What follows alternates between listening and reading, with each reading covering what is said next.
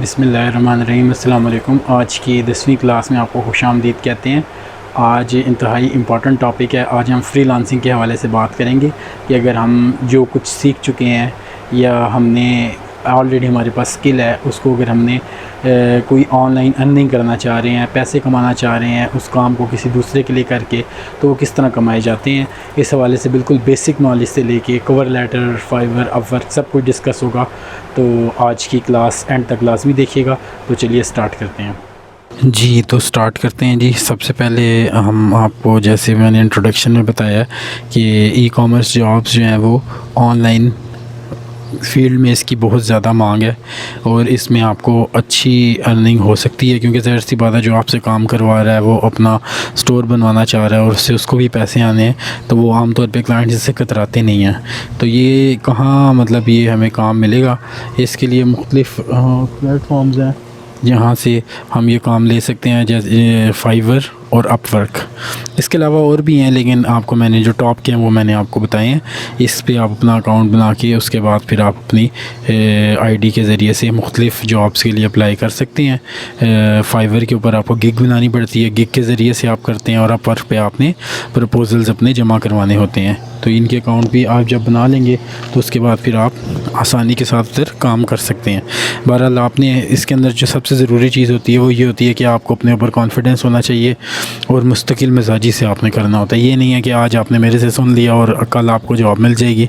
आपको मिल भी सकती है, ऐसा भी नहीं है कि नहीं मिल सकती, लेकिन ये है कि आपको कॉन्फिडेंस से अप्लाई करना होता है। जब आप अप्लाई करते रहते हैं आहिस्ता आहिस्ता आपको इसकी समझ आ जाती है, लेकिन बस आपने मायूस नहीं होना।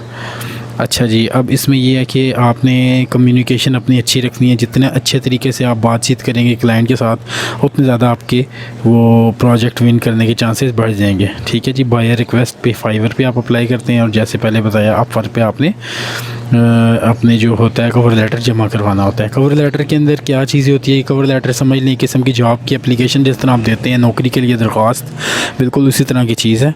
इसमें 4 चीज़ें होती हैं मेनली। सबसे पहले आपका तारुफ़ होता है कि आप कौन हैं, उसके बाद आप इस काम जो काम आप करना चाह रहे हैं इसके मुतालिक क्या समझे हैं, उसके बाद आप इस काम को कंप्लीट कैसे करेंगे, सबसे ज़रूरी चीज़, और उसके बाद आखिरी चीज़ होती है कॉल टू एक्शन, यानी कि तवज्जो मबज़ूल करवाना क्लाइंट की अपनी तरफ। कॉल टू एक्शन क्या होता है जी, कि आप कोई ऐसा सवाल या बात उस काम से मुतालिक पूछ लेते हैं कि वो आपको जवाब देने पर मजबूर हो जाता है। कि जैसे आपको अगर उसने ये नहीं लिखा कि कितने दिनों में ये काम मुकम्मल करके देना है, तो आप उससे पूछ सकते हैं कि भाई ये कितने दिन में, आखिर में कि कितने दिन में ये काम मुकम्मल करके देना है, या उस काम से मुतालिक कोई सवाल आपके ज़हन में हो, तो ये CTA कहलाता है। ये बड़ा ज़रूरी होता है, ये आपने ज़रूर लिखना होता है आखिर में, बेशक इसको आप लिख दें। तो कुछ चीज़ें हैं जिससे आपने बचना है, ठीक है, थिंग्स टू अवॉइड। वो कौन कौन सी चीज़ें हैं जी, जिसकी वजह से आपका प्रपोज़ल रिजेक्ट हो जाता है, कि आपने अंग्रेज़ी अपनी जो है वो ठीक लिखनी है। छोटे जुमलों का इस्तेमाल कर दें, बहुत लंबे लंबे इस्तेमाल ना करें, इससे गलती का इम्कान कम हो जाता है। इसी तरह स्पेलिंग और ग्रामर की जो गलतियाँ हैं वो भी आप कवर लेटर जब आप भेज रहे हो तो उससे पहले पहले दुरुस्त कर लें।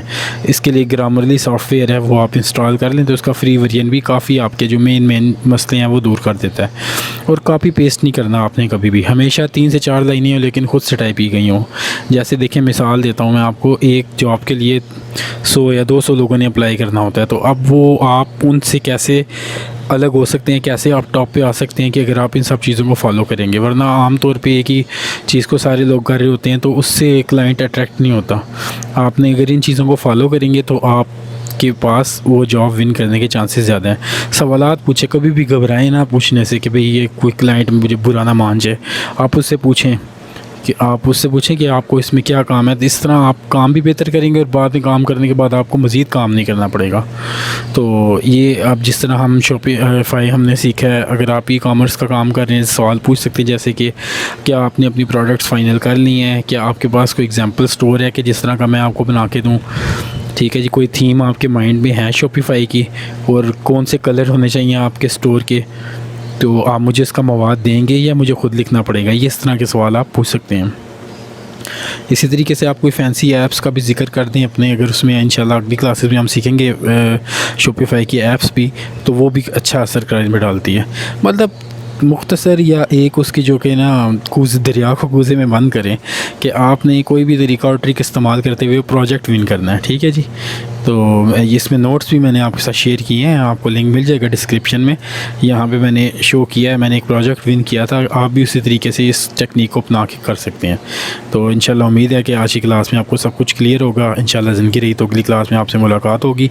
अपना बहुत सा ख्याल रखिएगा। अल्लाह हाफिज़।